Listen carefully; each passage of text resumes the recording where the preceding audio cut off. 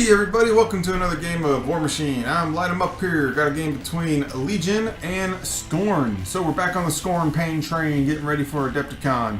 And I had a request for a Legion game. Unfortunately, my opponent did not have Saren in his bag, or Rias, but he did have Thagrosh. So we went down ahead and threw Thagrosh against my Zaadesh 2. Thagrosh 2 against Zaadesh 2. So my opponent is a pretty good Legion player, and I believe he was also practicing for Adepticon, and this is one of the lists he was tinkering around with. He's got a Carnivean with Seraph, Ravagore, Typhon, and a Raek, and supported with 2 Forsakens and a Deathstalker for 75 points exactly. His list was a lot of meat, and I was thinking that between my Xerxes list that I'm thinking about and my Zaadesh 2 list I'm thinking about, I thought that my Zaadesh 2 list would be the better drop. So we're going to go ahead and see how that is. So on to my list. It is going to be Zaadesh 2 with a Mammoth. I'm trying out the Mammoth. I just got it freshly painted and I want to see what it can do and how it can do. So this will actually be my very first game with a Mammoth. Titan Gladiator and a Titan Sentry in the battle group. Now, this is a much smaller battle group than I'm used to with Zaadesh. I usually like to go battle group heavy and then almost no troops whatsoever. Maybe 1 unit at the most, besides beast handlers. But I wanted to give this build a try. So we went with the max beast handlers. Ferox unit that's maxed out. No Dragoon with them though, unfortunately. I didn't have the points for the Dragoon. And then the Legends of Halaak to round it out and make it a full 75 point list as well. So that will be my list. I got to play it a couple times and I don't mind it. I think it's not a bad list. I might do some tinkering with it still. I gotta see what exactly I want to accomplish with the list. Mammoth not being able to use the counter charge isn't that big of a deal because he can put counter blast up and still get basically the same similar style effect. So on to the game. Alright, so I lost the roll and I basically just decided to stay on this side because it was the side I was on anyway and didn't feel like moving. But the terrain is pretty even. Won't really make too much of a difference. I got a lot of Pathfinder anyway. The only things that don't have Pathfinder or can't get it is the beast handlers, and I'm not too concerned about that. And obviously Zaadesh himself.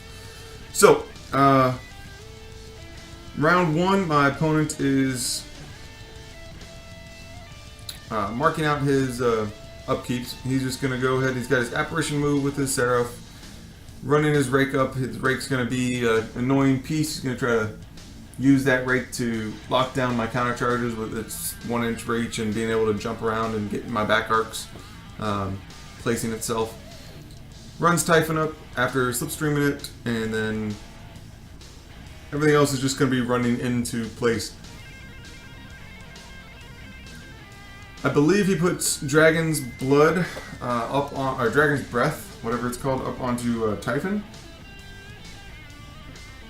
And that is, I believe, the only spell that Thagrosh casts on his turn this time. The rest of his support running into place and transferring over. So very basic first turn, not an awful lot to worry about. My turn is just going to be positioning essentially. I did decide, you'll see I run the Mammoth up all the way, and my opponent said, you know, hey, you're going to be in threat range of Typhon at that point. Do you want to pull him back? He gave me the option.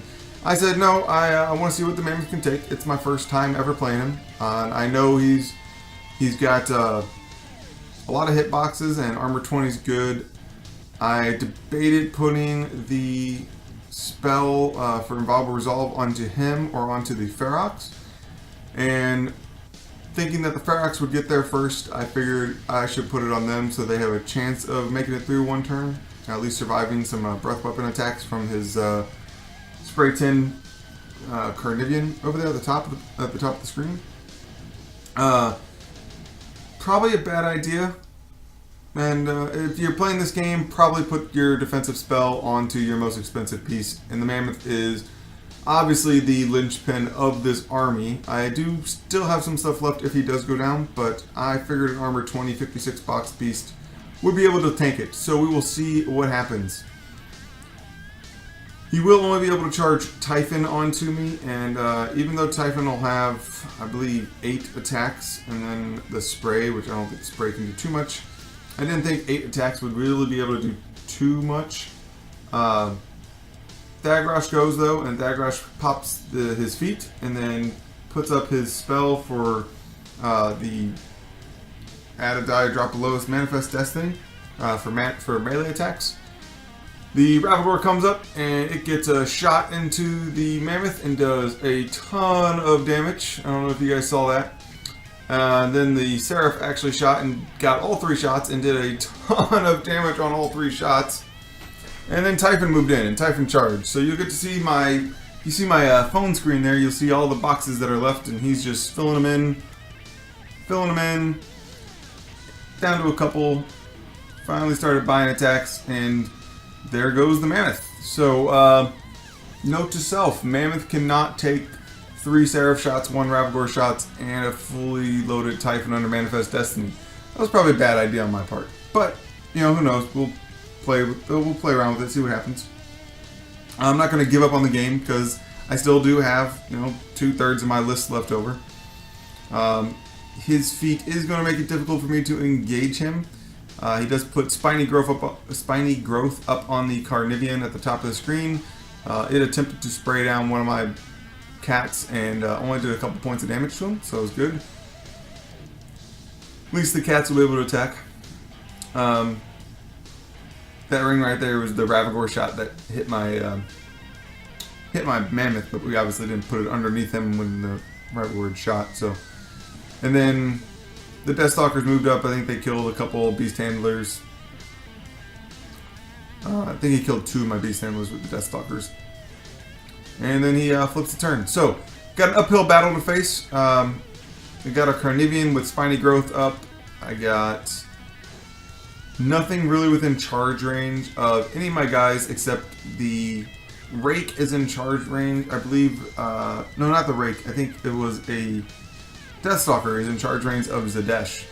So the idea here is to run my beasts into position to where if he moves any of his models, I will be popping my feet. If he moves any of his models, I will be able to take defensive strikes and potentially counter charges. So that is why the Sentry is a little bit further back than the Gladiator. Zaadesh did charge in and actually missed the Deathstalker. But he did engage the Raek, I think.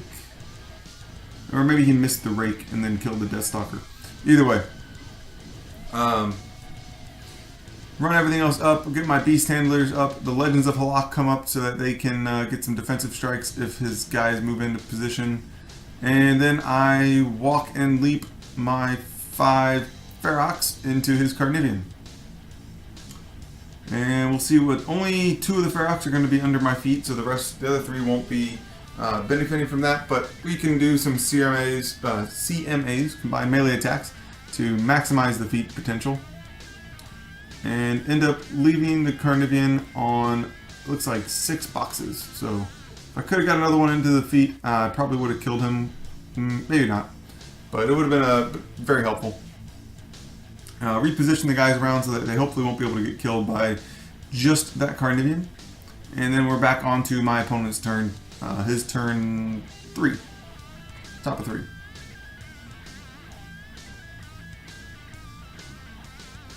Right now, I think he's going over some stats, asking what everyone has for what, making sure he does his movement properly. Place effects are not going to trigger either defensive strike or counter charges, so he just wants to make sure of that. Moves Thagrosh up, does cast his spell for Manifest Destiny. Starts swinging at the kitty cats, kills one of them.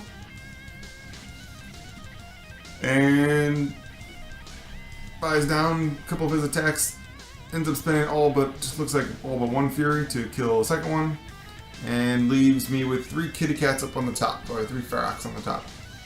And then it's on to the main show. His Ravagore shot the Sentry and ended up catching 2 of the beast handlers. 2 of the beast handlers in the blast. killing off both beast handlers so that he won't take defensive strikes from them. Defensive strikes from beast handlers are pretty brutal when you're a beast because they just put additional fury onto you. And right there he's trying to see where he could jump his Raek into position to attack and keep my Gladiator from being able to countercharge.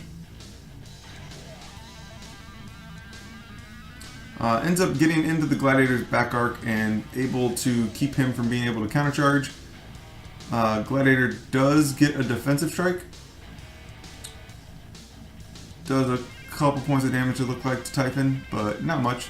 Typhon charged into Zaadesh and got his spray, and then started beating on Zaadesh. Zaadesh only is camping 2 Fury at this point, so not looking good for Zaadesh. And after a few more points of Fury, it is down goes Zaadesh. So it will be a Legion victory. So not a great game, and I did debate not putting this game on the channel, but I decided it would be a little dishonest of me to hide such a rousing defeat from the public. So if anything, take from this list, take from this experience of this game not to risk your big heavy, your colossal, for no reason. I really did just want to see what he could take, and without those gunshots doing such huge amounts of damage to me, I think I probably would have tanked through it. Had I put Inviolable Resolve up onto my Mammoth, he definitely would have lived, because he got hit, we mathed it out, he got hit a total of 16 times, 8 times, which would have been 16 additional health, and Typhon only would have had 1 or 2 more attacks on him. So doing 16 more damage on 2 more attacks would be really difficult. We did play another game after this, little rematch game, and that will be next week's video. And then after that, I will be at Adepticon. So if you guys are going to be going to Adepticon, please come out and see me, say hi, let me know what you think. I will most likely be wearing a blue and black Bowler League shirt with a Signar patch on it.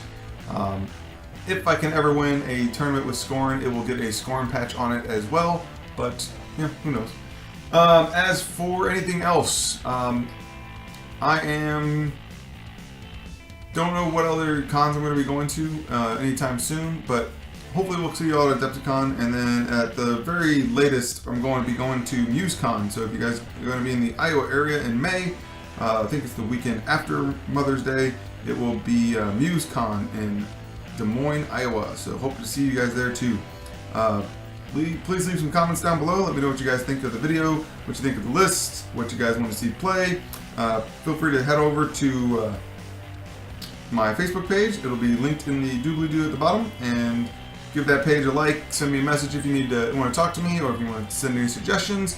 I respond very quickly, and I will see you all next week. Have a good day.